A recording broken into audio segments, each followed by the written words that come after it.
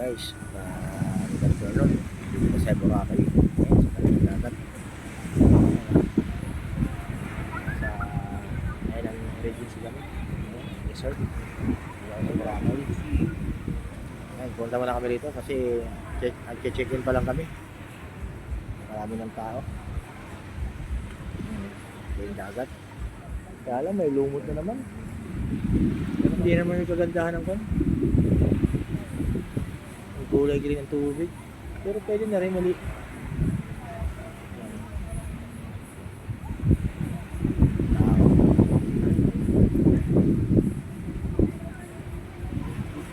Matasay sige, kakagatang halian kami.